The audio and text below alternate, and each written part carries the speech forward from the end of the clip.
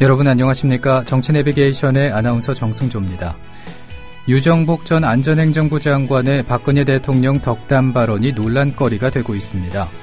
유 전 장관은 인천시장 출마 기자회견에서 박 대통령이 인천이 국가적으로 중요하고 어려움이 있는 지역인데 능력이 있는 사람이 됐으면 하는 게 바람일 것이라고 말했고 결단을 했으면 잘 되기를 바란다. 이런 격려를 했다고 전했습니다. 한편 어제 선관위에서는 이 같은 발언이 선거법 위반이 아니라는 유권 해석을 내놨죠. 여러분은 어떻게 생각하십니까? 안녕하세요. 국민카페 매니저 정현진입니다. 커피가 다른 카페에 비해 퀄리티가 아주 좋다는 걸 자부할 수 있습니다. 커피의 질을 유지하기 위해서 무리한 가격 경쟁은 지양을 한 편이에요. 그러니까 질 낮은 원두를 그냥 서비스하는 커피숍이고 싶진 않고 또 이 공간 자체가 지하에 있는 곳이기 때문에 로드 매장과 비교할 수 없는 다른 컨텐츠들이 있잖아요. 어디서나 맛볼 수 있는 커피라면 차라리 봉지 커피를 타드리겠습니다. 깊은 맛, 아늑한 공간, 여러분을 기다립니다. 서울 마포구 월드컵로 37, 웰빙센터 지하 1층, 국민카페 온에어로 여러분을 초대합니다.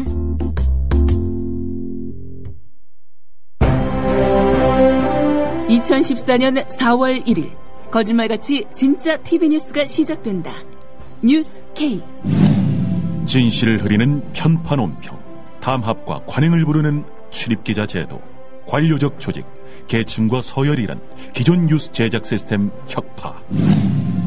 뉴스의 새로운 역사를 쓸 뉴스 K. 2014년 4월 1일 국민TV 개국과 함께 찾아옵니다. 매일 밤 9시 진짜 뉴스를 기대해주세요. 미디어 협동조합 임원 선거와 총회 소집을 안내합니다. 미디어 협동조합 이사와 감사로 함께할 조합원을 찾습니다. 후보가 되실 분은 11일 화요일 저녁 6시까지 서울특별시 마포구 월드컵로 37 웰빙센터 601호 미디어 협동조합 선거관리위원회에 소정 양식에 맞춰 등록해 주시기 바랍니다. 또한 미디어 협동조합 정기총회가 오는 3월 22일 토요일에 있습니다. 새 임원 선출을 겸하는 이번 행사는 서울특별시 성동구 천호대로 78길 서울메트로 인재개발원 다목적 홀에서 있습니다. 대의원 조합원 여러분 모두를 초청합니다. 자세한 내용은 미디어 협동조합 홈페이지 조합 공지사항을 참고하시기 바랍니다.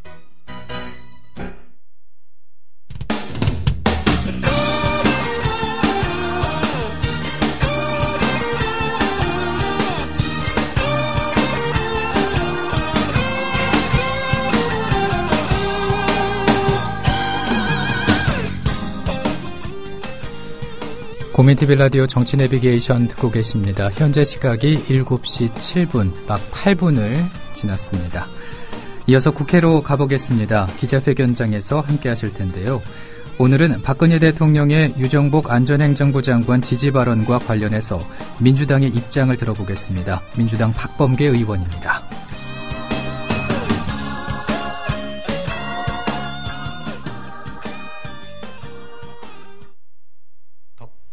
이 아니라 워딩의 구체성에 비추어 볼 때 아주 지능적이고 계획된 선거에 관한 은밀담이 아니었을까 하는 의혹을 씻을 수가 없습니다. 그러한 대통령의 발언이 정상적이고 합법적인 것이라면 공개석상에서 공개적으로 할 수 있었음을 모르는 바가 아닌 유 전 장관이 대통령이 공개적으로 하지 못한 지지 발언을 외부로 공개하는 것이 불법 부당한 행동이라는 것을 잘 인식하고 있으면서도 의도적으로 기자들과의 대화에서 대통령의 발언을 소개했다는 점, 이러한 여러 정황들을 종합을 해보면 유 전 장관이 본인의 선거에 유리한 영향을 미치고자 한 것으로 자신을 당선시키기 위한 사전 선거운동이라 아니할 수 없습니다. 더욱이 유 전 장관의 행동은 대통령의 발언을 교묘히 언론에 노출시켜 지지자의 결집 효과와 노이즈 마케팅까지 계산한 영리한 사전 불법 선거운동이라는 평가가 가능합니다. 허위사실 공표죄의 가능성, 유정복 장관의 박근혜 대통령 발언 소개가 만약 허위인 경우 추가적으로 공직선거법상의 허위사실 공표죄에 해당합니다. 박근혜 대통령이 위와 같은 발언을 한 바 없다면 유정복 전 장관은 당선을 목적으로 허위사실을 공표한 자, 즉 법 제250조로 처벌이 가능한 바, 이에 유 전 장관을 공직선거법 위반 혐의로 수사기관에 이 역시 고발 조치할 계획입니다.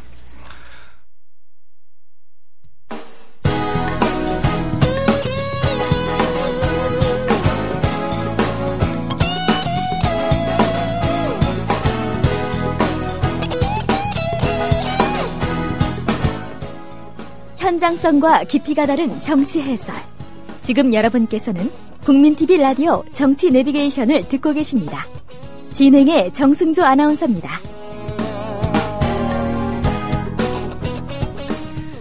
이어서 정가레이더 시간입니다. 이강윤 정치평론가 전화 연결돼 있습니다. 안녕하십니까? 안녕하세요. 네. 서울시 공무원 간첩 조작 사건이 계속 커지고 있는 모습인데 네. 국정원의 중국 현지 협력자가 검찰 조사 후에 자살을 시도했어요. 어떻게 된 겁니까? 예, 좀 충격적이 쇼킹하죠. 네. 요즘 자살이 어떠한 이유로건 너무 많이 좀 그렇습니다. 흔히들 휴민트라고 하죠. 정보 활동에서 인적 협력자, 그러니까 조력자들 이렇게 휴민트라고 부르는데. 중국 현지에서 활동하고 있는 중국 국적의 탈북자입니다. 우리 국정원 측에 도움을 준다 또는 정보원 이렇게 부를 수도 있겠죠. 네. 그 서울시 공무원 간첩으로 누명을 썼던 유호성 씨의 그 관인이 위조된 중국 관인이 위조된 출입경 기록을 선양 주재 국정원 파견 영사에게 건넨 인물로 지목돼서 검찰 조사를 받은 후 묵고 있던 모텔에서 자살 시도를 했다고 검찰이 밝혔습니다. 아침부터 이런 말씀드리기 좀 뭐하지만 목 대동맥을 찔러서 방 안에 혈흔이 낭자했다는데 모텔 방 벽에는 피로 혈서를 쓰듯이 마치 국정원이라고 적혀 있었답니다. 그런데 이 글씨 현장 보존 안 하고 물청소로 지웠답니다. 호텔 측 말로는 경찰이 물청소를 허용했다는 겁니다. 사건 현장 보존은 아시다시피 수사의 제1원칙 아니겠습니까? 네. 이 조력자가 왜 자살을 시도했는지, 과연 자살은 맞는지 등등 한간에 지금 의문이 꼬리를 물고 있습니다.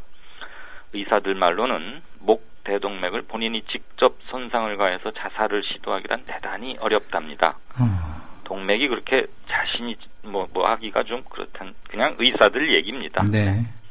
근데 그 유서가 공개되지 않고 있는데 뭔가 알려져서는 안 되는 게 있는 겁니까? 네, 아무래도 국가정보원의 조력자이기 때문에 휴민트 아는 것도 많이 있을 거고 위험에 노출됐을 때는 보호해야 할 또는 지켜야 할 비밀이 많은 사람인 건 맞죠. 네. 그런데 위조 문서의 입수와 전달에 관여한 혐의로 검찰 조사를 받았는데 본인이 그 위조 문서를 직접 만든 것으로 지목됐던 인물입니다. 그러니까 지금 도장이 위조됐다, 이거 어디서 나왔느냐 추적하다 보니까 이 사람이 만든 걸로 됐다는 거 아닙니까? 네. 주변에서는 단독 범행의 덤터기를 쓰는 게 억울했던 거 아닐까, 이런 추측이 일단 가능하다고 보고 있고요.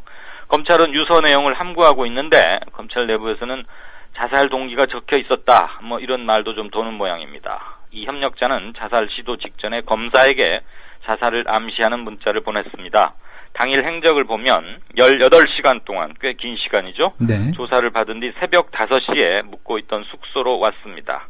오전 11시경에 술 냄새를 잔뜩 풍기며 돌아다니는 게 목격이 됐고 점심을 조금 지난 직후인 오후 12시 조금 넘어서 더 볼 기회가 없을 듯합니다. 이런 문자를 검사에게 보냈습니다. 그 이후 행적은 누구도 본 게 없이 미궁에 빠져 있는데 그로부터 약 5시간 후인 오후 5시쯤 피 흘린 채 호텔 숙소 직원에 의해서 발견됐습니다. 분위기를 좀 바꿔보겠습니다. 네. 경실련이 대통령 공약 이행 정도를 분석해 봤다고요? 네. 이번 2년 차에 들어섰기 때문에 중간 점검, 초반 점검 정도로 이해해줘야겠죠. 박 대통령이 지난 대선에서 제시한 공약 가운데 아직 이행되지 않은 공약이 전체의 45%, 완전 이행된 것은 27%로 분석됐습니다. 네. 완전 이행 생각보다 높긴 합니다. 부분적이거나 미흡하게 이행된 이른바 후퇴 이행이라고 경실련은 용어를 사용했더군요. 그건 30%에 가까운 28%입니다. 잘된 쪽들을 보면 행복 주거나 행복 교육, 행복한 여성 이런 것들은 뭐 48%에서 한 67% 정도, 그러니까 이행률이 상당히 높죠. 네. 반면에 국민 대통합 0%입니다. 하나도 한 게 없다는 얘기죠. 검찰 개혁 5%밖에 안 됐다. 정치 쇄신 6%, 창의 산업 7%. 대표적으로 힘주어서 내걸었던 공약 부분에서는 상당히 저조합니다. 경제민주화 부분은 18개 공약 가운데 중소기업 사업 영역 보호 또는 대형 유통업체의 불공정 행위 근절 등 5개만 온전히 이행이 됐고, 특정경제범죄 가중처벌법 형량을 강화하겠다. 그 다음에 대기업 지배주주와 경영자 사면권 행사를 제한하겠다 등 9개 분야는 전혀 이행이 되지 않고 있는 것으로 분석됐습니다. 네. 지방선거 얘기를 한번 해보겠습니다. 네. 신당 통합 방식이 민주당을 해산하지 않고 합치는 방향으로 가닥을 잡아가고 있다고요? 네, 이게 뭐 해결해야 할 큰 산맥 고비 중에 하나죠. 지금 현재 완전히 정해진 건 아닌데요. 지금 말씀하신 대로 그렇게 될 공산이 큽니다. 가설 정당을 만들어서 민주당과 합치는 것은 마치 안철수 의원 진영이 민주당에 흡수되는 듯한 모양새여서 안철수 의원 진영에서 거부감이 큽니다. 대신에 당대당 통합 방식으로 하려면 지금 안철수 진영은 아시다시피 창당을 하지 않은 상태 아닙니까? 네. 그래서 당을 만들어서 뭐 하고 하려면 시간이 부족해서 어려운 게 아니냐, 이런 지적에 대해서 어차피 기초자치단체 공천은 하지 않을 거니까, 즉 할 일이 많이 줄어들었기 때문에 시간 그렇게 안 걸린다, 이렇게 주장하고 있습니다. 창당 이후 양 정치 진영의 역학관계나 현재 각 정치 진영별 지지자들, 전통적인 지지자들, 충성도 높은 지지자들의 정서를 고려한 문제입니다. 한편 안 의원 측에서는 정강 정책을 놓고도 조금 민주당과 이제 뭐 다양한 견해를 내고 있다, 또는 뭐 대립하고 있다, 관점에 따라서 여러 가지 표현이 가능은 할 텐데요. 네. 안철수 의원 측에서는 경제 성장 관련 해법도 좀 담자, 이런 거고, 즉 좀 새누리당에 가까운 이런 거죠. 민주당 측에서는 노동과 복지 문제에 상대적으로 좀 더 무게를 두자, 그래서 상대적 노선 초이를 보이고는 있습니다. 그런데 이게 뭐 두 당이 합치는데 결정적 장애가 되는 갈등으로 이어질 문제는 아닐 겁니다. 네. 그런가 하면 이번 지방선거에 출마하기 위해서 공직자들 줄사표 냈더군요. 네, 앞에 뉴스 브리핑에서도 잠시 언급이 됐더군요. 네. 공직자 출신들이 강세를 보이는 선거가 지방선거죠. 자치단체장, 그러니까 뭐 시장, 군수 이런 겁니다. 이런 자치단체장 같은 경우 행정 경험 등을 고려해서 전 현직 단체장들이 많이 나옵니다. 네. 그리고 역대 선거 결과를 보면 이들의 당선율도 높은 편이었습니다. 그러니까 사람들이 볼 때 시장 한번 해본 사람 뽑아주는 게 낫지 않겠어? 이런 정서가 강하다는 거죠. 안전행정부가 어제 후보자 공직 사직기 아닌 어제 오후 6시 현재 사표를 낸 공무원은 152명. 네. 살펴보면 그러니까 서울에서 활동하는 중앙공무원이 17, 지방에 있는 공무원이 135명, 압도적으로 많죠? 네. 이렇게 집계가 됐습니다. 중앙공무원 17명 보니까 청와대 대통령실 비서실에 있는 사람 2, 국무총리실에 있는 국무조정실 1, 안전행정부, 여기가 그 선거 주관하는 곳이거든요. 네. 여기가 3명, 뭐 권익위원회 1명, 미래창조과학부 1명 등등인데, 안행부가 아주 뭐 대표적 인물이 이제 유정복 우선 안전행정부 장관이 있고요. 거기 제1차관도 또 뭐 해보겠다고 천안시장 나가겠다고 사표 냈습니다. 그리고 뭐 김상곤 경기교육감, 그다음에 정진석 국회 사무총장, 제법 지명도가 있는 분들이죠. 네. 그리고 박완수 창원시장은 경남도지사, 홍준표 현 지사하고 한번 붙어보겠다고. 이분 뭐 지난번에도 나왔던 사람입니다. 그런 사람들이 비교적 좀 유명한 또는 뭐 고위직이라고 할 수 있습니다. 네. 시도별로 한번 봤더니 강원도가 제일 많아요. 네. 29명, 경북이 13명, 충남 12명, 전남, 경남, 제주는 각각 10명, 제주가 상당히 많죠. 그다음에 서울, 경기, 전북은 각각 9명, 대전 6명 순이었습니다. 인천시하고 세종시에서는 출마하겠다고 사퇴한 공무원 1명도 없었습니다. 네, 그렇군요. 그리고 이 인천시장의 출마를 선언한 유정복 안전부 네. 행정부 장관에게 잘 되길 바란다. 이런 박근혜 대통령의 발언이 선거법 위반이 아니다라는 결론이 나왔네요. 네, 아까 이 코너 직전에 국회 네. 기자회견 대목에서도 언급이 됐었습니다만 네. 선관위 얘기는 이겁니다. 의례적 수준의 의사 표현이니까 선거법 위반이 아니다. 그렇게 결론을 내렸습니다. 네. 민주당에서는 유정복 전 장관을 사전 선거운동 혐의로 검찰에 고발했습니다. 선관위가 이렇게 선거법 위반 아니다라고 낸 걸 보면 공무원의 중립 의무를 규정한 공직선거법 제9조 위반이 되려면, 즉 박 대통령의 발언이 위반이 된 걸로 치려면 공무원이 공직자의 지위에서 공직이 부여하는 영향력을 이용해서 선거에 부당한 영향력을 행사한 경우여야 한다. 이렇게 돼 있는데 네. 박 대통령의 해당 발언은 대통령에게 허용되는 정치 활동의 한계를 넘어서서 선거에 부당한 영향력을 행사했다고 할 수 없다. 이렇게 밝혔습니다. 영향력이란 말이 아주 많이 쓰였는데 그게 무슨 저울에 달아볼 수도 없는 거고 말이죠. 기준이 참 애매한 것 같습니다. 네, 이거 가지고 많은 판단들을 하실 것 같긴 합니다. 그리고 경기지사 출마 예상 후보들의 여론조사 지지율도 한번 살펴보겠습니다. 네, 아주 팽팽한 그리고 가장 관심을 모으는 선거구죠. 남경필 5선의 새누리당 의원이 나오겠다고 해서, 그리고 저쪽은 김상곤 후보도 결단을 내렸고요. 출마 예상자들 여당 하나, 야당 쪽 3명 이렇게 조사를 해봤습니다. 중앙일보에서. 다 남경필 의원이 현재는 앞서고 있는 걸로 나옵니다. 표차도 꽤 크게 나기도 합니다. 불러드리죠. 남경필과 김상곤 교육감이 붙었을 때는 남경필 47, 김상곤 교육감 33.4, 네. 꽤 한 4%포인트 차이 나고요. 김진표 전 장관과 붙었을 때는 남경필 45, 김진표 31, 원혜영 의원, 풀무원 기업 원경선 목사 아들로도 유명하죠. 남경필 49.7, 50%에 육박합니다. 네. 원혜영 24.6, 거의 하프 스코어 정도로 되네요. 아직 90일이 남아있고 야권 후보로 누가 결정되느냐에 따라서 일정 부분 상승 효과는 있습니다. 네. 아무튼 남경필 의원이 현재 스코어로 보면은 상당히 높은 지지율을 보이고 있다. 이건 알 수 있겠네요. 좀 한번 지켜봐야겠군요. 그렇습니다. 네. 부산은 어떻습니까? 네, 어저께 쭉 짚어가는 과정에서 서울 경기 쪽 말씀드리다 보니까 나머지 지적을 못했는데 조금 추가로 더 말씀드리죠. 네.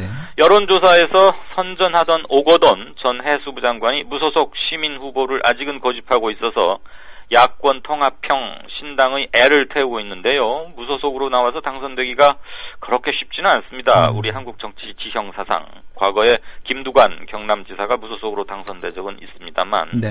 오거돈 전 장관이 여론조사 인기와 현재의 인지도 등을 바탕으로 소속 정당이 없이 끝까지 무소속을 고수할지, 만약에 그렇게 해서 어떤 결과를 낼지가 관심입니다.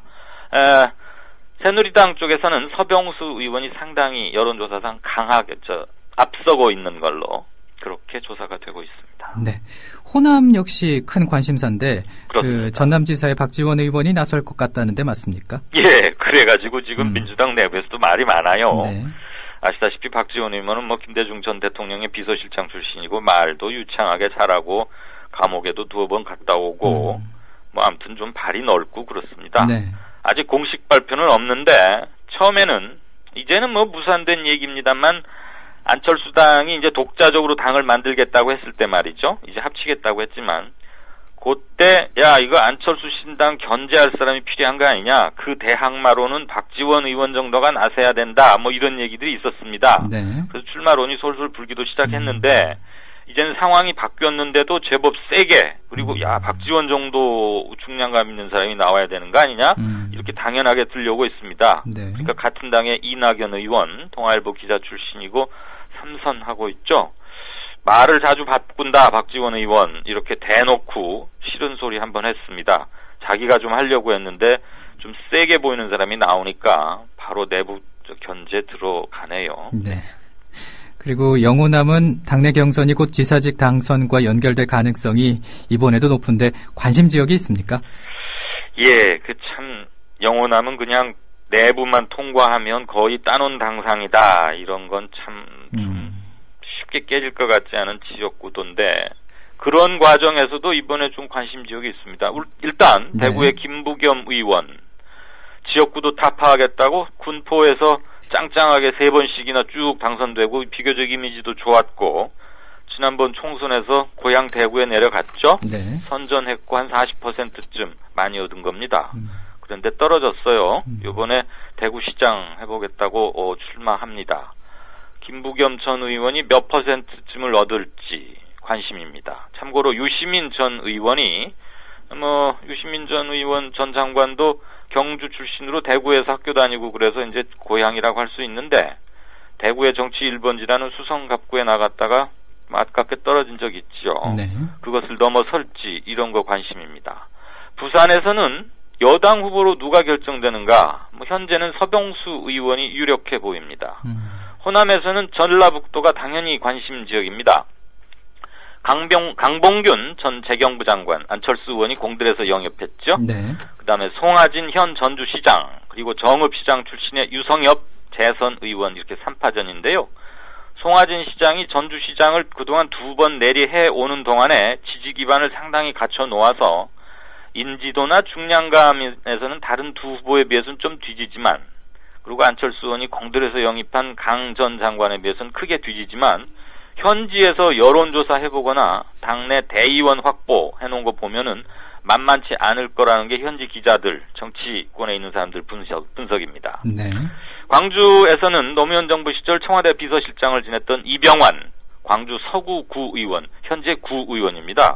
청와대에서 대통령 비서실장 센 자리 하고 나서 제일 밑에부터 시작하겠다고 구의원에 나가서 됐었거든요. 네. 이번에 시장 해보겠다고 도전장 내밀었습니다. 그래서 민주당의 강훈태 현 시장, 그리고 국세청장과 장관 출신의 이용섭 민주당 의원, 그리고 안철수 진영에서 영입했던 윤장현 공동의장과 4파전이 불가피해 보입니다. 전라북도가 어떻게 될지가 상당한 관심입니다. 네.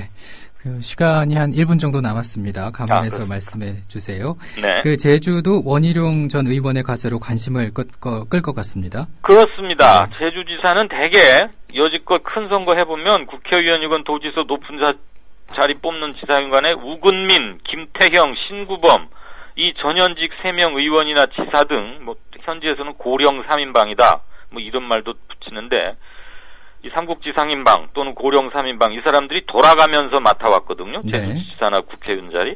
그런데 이곳에 젊은 바람이 불지가 관심입니다. 원희룡 의원이 이제 51살쯤 됐으니까 앞에 말씀드린 3사람에 비하면 상당히 젊죠. 한 20년 이상 차이 나니까. 원희룡 의원은 지난 총선 때 불출마하겠다 그래가지고 한 템포 쉬었는데 본인의 재기 여부도 달려있고요. 만약에 이번에 지사직 당선에 성공한다면 새누리당 내 차세대 리더군으로 올랐을 겁니다. 그런데 우근민 지사가 무소속으로 당선됐다가 새누리당에 입당을 했어요. 그러면서 자기 지지자들 17,000명을 대량으로 입당을 시켰습니다. 네. 그 직전까지 제주도의 새누리당 당원은 2,000명밖에 안 됐었습니다. 네, 평론가님. 17,000명이 들어가니까 네. 오늘 여기까지 듣겠습니다. 룰을 바꾸자. 네, 그런 얘기가 나옵니다. 네, 고맙습니다. 네, 감사합니다. 네.